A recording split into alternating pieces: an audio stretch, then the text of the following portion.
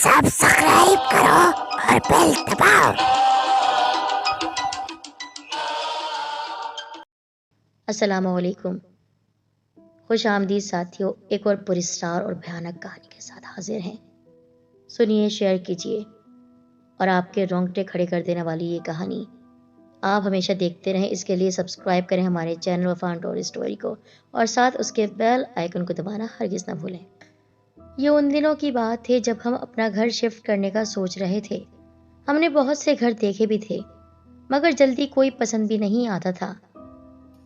अब हम एक ऐसे इलाके में घर देखने गए जहां बज़ाहिर तो बहुत रौनक रहती थी, लेकिन एक वहशत सी भी महसूस होती। हम उस इलाके में पहुंच गए। मैं कार से उतरी ही थी तो एक तेज हवा के झोंके ने मुझे उलझा दिया। मुझे समझ नहीं आया। खैर, हम घर की जानिब बढ़ रहे थे। हमारे साथ वो डीलर भी था, यानी एजेंट, जो घर दिखाने वाला था। आ जाएं बेटा, अंदर आ जाएं। ये इस घर की मालकिन थी, जो दरवाजे पर ही खड़ी थी। उसने घर का मेन गेट खोला। हम अंदर दाखिल हुए। इतनी ठंडक का एहसास हुआ जैसे काफी टाइम से एसी चल रहा था। वो घर था भी बेसमेंट में। अक्सर बेसमेंट वाले घर ठंडे होते हैं, मगर यहाँ एक अजीब सी खुशबू और ठंड थी। पूरा घर देखने के बाद हमने वो घर पसंद कर लिया और उनसे चाबी ली। उस रात मुझे नींद ना आई। मुझे वो घर बार बार आंखों के सामने दिखाई देता रहा। वो ठंड अब भी मुझे अपने जिस्म में उतरती हुई महसूस हो रही थी। खैर, जू रात पड़ रही थी, मैं नींद की वादी में डूबती जा रही थी। एक बात आपको बताती चलूं, जिन्नात को मैं मानती हूँ, लेकिन आज के दौर में भी जिन्नात होते हैं, ये यकीन मैं नहीं करती थी। आगे सुनिए। 4 दिन के बाद हम उस घर में शिफ्ट हो गए थे। सारा दिन सामान सेट करने और लाने ले जाने में गुजर गया। अब जू मगरिब का वक्त करीब हो रहा था, मुझे बहुत तंग महसूस हो रहा था। खैर, मैंने वो ख्याल झटक कर वजू किया और मगरिब की नमाज अदा की। नमाज के बाद खाना खाकर मैंने टीवी लाउंज सेट किया। रात होती चली जा रही थी। हम सब फैमिली मेंबर्स अपने अपने कमरों में चले गए। उन दिनों मैं अपनी मामी के पास सोती थी, क्योंकि मेरी वालदा कुछ अरसे के लिए नानों के घर गई थी। रात में लेटी हुई मोबाइल उठाकर मोबाइल को इस्तेमाल कर रही थी कि मोबाइल चलते चलते बंद हो गया। नेटवर्क एकदम गायब हो गए और ऐसा लग रहा था कि तमाम सिग्नल्स खत्म हो गए हैं। खैर, मुझे नींद नहीं आ रही थी तो मैंने सोचा क्यों ना और कमरों का जायजा लूं। मैं बाहर टीवी लाउंज में आ गई। अभी मैं आगे बढ़ती चली जा रही थी कि मुझे कुछ आवाजें सुनाई दी, जैसे किचन में कोई बर्तन उठा रहा है।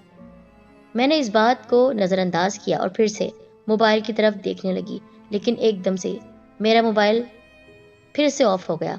स्क्रीन गायब हो चुकी थी। बर्तनों का शोर मैं वाज़ेह सुन सकती थी। मैंने मामी को उठाना चाहा, मगर वो ना उठी। मैंने हिम्मत करके किचन की तरफ जाना चाहा। क्या देखती हूँ, किचन की लाइट ऑन है, जबकि मैंने खुद बंद की थी। मैं किचन तक पहुंच ही रही थी कि पीछे से किसी ने मेरे बाल खींचे। मैं एकदम पीछे मुड़ी। सामने कोई नहीं था। मुझे ऐसा महसूस हो रहा था पूरे घर में अकेली हूँ, जबकि सब सो चुके थे। किचन की लाइट ऑन ऑफ होने लगी। मैं जैसे ही किचन में झांकने लगी, किसी ने मेरे बाल ऐसे प्यार से पकड़े जैसे कोई माँ अपने बच्चे को प्यार से बालों पर हाथ फेरती है। मैं उस लम्स को बहुत गहरा महसूस कर रही थी। बाकायदा मेरी आंखें बंद करने के लिए ये सब किया जा रहा था और एक खूबसूरत और रूह तक छू देने वाली खुशबू ने मुझे अपने गिर्द घेर लिया। ये सब काफी देर तक चलता रहा। रात के कोई 2-2:30 का वक्त था। अचानक मेरी आंख खुली तो खुद को टीवी लाउंज में पाया। मैं नॉर्मल थी और मैंने किचन की तरफ देखा तो लाइट बंद थी। मैं घबराहट के मारे अपने कमरे की तरफ भागी। वहां मामी और सब लोग बेखबर सो रहे थे। मैं भी डरते डरते वहां लेट गई। मैंने खौफ के मारे आंखें बंद की। हल्की हल्की बेहोशी में जाने लगी कि किसी के चीखने से मैं एकदम उठकर बैठ गई। मुझे हैरत ये थी कि मेरे अलावा घर के किसी भी फर्द को क्यों नहीं सुनाई दे रही वो चीख। जिस कमरे में उस वक्त मैं मौजूद थी, उस कमरे के वॉशरूम के साथ एक गैलरी थी, जो कि मैंने बताया था कि ये घर बेसमेंट में था, तो गैलरी से बहुत खौफ आता था। ऊपर नजरें उठाकर देखो तो ऐसा लगता कि सारा मलबा सर पर आकर गिरेगा। मैं इसी कश्मकश में थी कि मुझे फिर से ऐसा महसूस हुआ जैसे कोई मुझे भरपूर सुलाने की कोशिश कर रहा है। एक अजीब सी गुनूदगी बेहोशी तारी थी। मैंने ना चाहते हुए भी अपने ऊपर चादर ले ली। मैं हल्की नींद में थी। मुझे महसूस हो रहा था मेरे ऊपर कोई भारी भरकम चीज बैठ गई। वो आहिस्ता आहिस्ता میرے پاؤں سے میرے جسم میں منتقل ہو رہی تھی۔ واللہ عالم وہ کیا تھا، میں لاکھ کوشش کے باوجود منہ سے آواز تک نہ نکال سکی۔ میرے منہ سے سانس تک کھینچ لی گئی تھی۔ میں اس چادر میں اپنا دم گھٹتا ہوا محسوس کر رہی تھی کہ ایک دم فجر کی اذان کانوں میں پڑی، اور وہ جو بھی تھا میرے جسم سے ایسے نکلا کہ مجھے لگا کہ میری سانس واپس آ گئی ہے۔ میرے لیے وہ رات کسی عذاب سے کم نہ تھی۔ صبح سارا واقعہ میں نے گھر والوں کو بتایا۔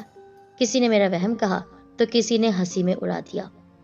میں وہ بالوں پر ہاتھ اب تک نہ بھول پائی تھی، پر اس دن کے بعد سے میرے سر میں شدید درد رہنے لگا۔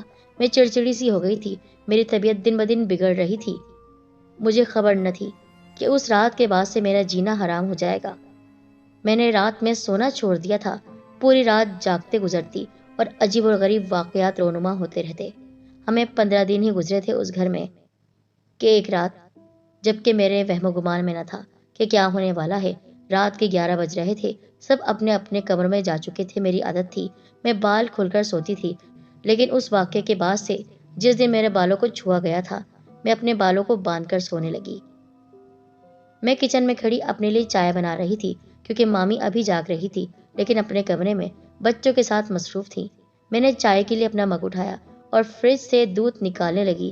جیسے ہی میں چائے کی پتیلی کی طرف بڑھی، وہاں ایک اور کپ تھا، جو کہ ہمارے گھر میں ویسا کپ کبھی میں نے دیکھا ہی نہیں تھا۔ وہ بہت خوبصورت قسم کا، بہت ہی نفیس کپ تھا۔ میں پہلے تو اس کو دیکھ کر ڈری نہیں، کیونکہ میرے ساتھ پچھلے 15 دنوں سے ایسے واقعات ہو رہے تھے جو کہ انہونی ہی کہلائے جائیں گے۔ میں نے اپنے کپ میں بھی چائے ڈالی اور اس کپ میں بھی۔ میں کچن سے جا چکی تھی، لائٹ بند کر کے اچانک مجھے محسوس ہوا میرے پیچھے کوئی چل رہا ہے، جیسے کوئی میرے بال چھو رہا ہے۔ میں پیچھے مڑی تو وہاں عجیب سا دھواں تھا۔ مجھے بہت خوف محسوس ہونے لگا۔ میں بھاگ رہی تھی، لیکن راستہ طویل ہوتا جا رہا تھا۔ 4 کمروں پر مشتمل وہ گھر تھا، لیکن ایسا لگ رہا تھا کہ نہ جانے کتنے گز کا فاصلہ ہو ہر کمرے کے بیچ، اور مجھے ایسا لگ رہا تھا کہ ایک کمرے سے دوسرے کمرے تک جانے کے لیے مجھے کسی گاڑی کا سہارا لینا پڑے گا۔ میں بھاگ بھاگ کر تھک چکی تھی اور وہیں گر کر بے ہوش ہو گئی۔ جب آنکھ کھلی تو خود کو اپنے کمرے میں پایا۔ میں نے رونا شروع کر دیا۔ سب گھر والے مجھے بے یقینی کی کیفیت میں دیکھ رہے تھے۔ میں نے ان سے کہا، کئی دنوں سے میرے ساتھ اس گھر میں واقعات ہو رہے ہیں، عجیب و غریب انہونی کیفیات ہیں۔ کوئی میرے بالوں کو چھوتا ہے، کوئی مجھے تنگ کرتا ہے، اور کل تو میں چائے بنا رہی تھی تو میرے کپ کے ساتھ وہاں پر ایک بہت ہی خوبصورت سا قیمتی کپ رکھا ہوا تھا۔ میں نے اس میں بھی چائے ڈال دی، لیکن پھر مجھے ایسا لگا کہ میرے پیچھے پیچھے کوئی چل رہا ہے اور اس نے میرے بالوں کو چھوا ہے۔ پھر میں بھاگنا شروع ہو گئی، لیکن فاصلہ تھا کہ ختم ہی نہیں ہو رہا تھا۔ میں کمرے تک پہنچ ہی نہیں پا رہی تھی اور بے ہوش ہو گئی۔ میری داستان ختم ہونے کے بعد گھر والوں نے ڈاکٹر کو بلوایا۔ میں نارمل تھی۔ سب نے کہا، یہ تمہارا وہم ہے، ایسی کوئی بات نہیں ہے، دراصل نئے گھر میں آئی ہو اس لیے ڈر گئی ہو۔ کوئی یقین کیوں نہیں کر رہا تھا کہ میرے ساتھ جب سے میں اس گھر میں آئی ہوں کچھ نہ کچھ عجیب ہو رہا ہے۔ خیر، کچھ دن کے بعد میری امی آ چکی تھی۔ اب میں امی کے پاس سونے لگی کیونکہ اب مجھے بہت ہی خوف محسوس ہوتا تھا۔ یہ شام کا وقت تھا۔ میں واش روم میں گئی تو لائٹ اچانک چلی گئی۔ میں آواز دیتی رہی مگر کوئی نہیں سن رہا تھا۔ مجھے بالکل ویسا محسوس ہونے لگا کہ پورے گھر میں اکیلی ہوں اور کوئی نہیں ہے۔ میں زور سے چلاتی رہی، روتی رہی، مگر کوئی نہیں سنتا تھا۔ اچانک بلب جل اٹھا۔ میں نے دیکھا واش روم کے فرش پر خون ہی خون ہے۔ میں خوف کے مارے چیخنے لگی۔ جتنی مجھ میں جان تھی میں اتنا زیادہ حلق پھاڑ کر چیخ رہی تھی۔ میں رو رہی تھی مگر کوئی کیوں نہیں سن رہا تھا۔ اچانک میرے بال کسی کی گرفت میں آ چکے تھے۔ ایک خوفناک آواز نے مجھے اپنی طرف متوجہ کیا، اے حسین لڑکی، تم اپنے گھر والوں کو یہاں سے لے کر چلی جاؤ۔ یہ ہمارا محل ہے، یہاں ہمارا بسیرا ہے۔ اگر کچھ دن اور یہاں رہی تو میں تمہیں اپنی قید میں بند کر لوں گا اور تمہارے گھر والوں کو بھی نقصان پہنچاتا رہوں گا۔ تمہارے یہ بال جن پر تم میرا لمس محسوس کر رہی ہو میرے ہاتھوں کا، مجھے ان سے عشق ہو گیا ہے۔ اگر تم بچنا چاہتی ہو، اگر تم چاہتی ہو اس گھر میں تمہیں قید نہ کیا جائے تو ہمارے محل سے دور چلی جاؤ۔ یہ ہمارا چشمہ ہے، یہاں میری بیوی کا من پسند چشمہ آباد ہے۔ جہاں تمہیں گھر لگتا ہے یہ گھر نہیں ہے، دراصل پانی کا ایک بہت بڑا حوض ہے۔ یہ پانی کا گھر ہے اس لیے ٹھنڈا ہے، یہاں سے دفع ہو جاؤ۔ میری بیوی تمہیں بہت اچھا سمجھتی ہے اور تم سے پیار کرتی ہے، اس لیے میں تمہیں کوئی نقصان نہیں دے سکتا، کیونکہ میری بیوی نیک خاتون ہے، نماز کی پابند ہے۔ لیکن میں تمہیں مار دوں گا۔ تمہارا عاشق ہو چکا ہوں تمہارے بالوں کا، صرف بچ رہی ہو تو اس کی وجہ سے۔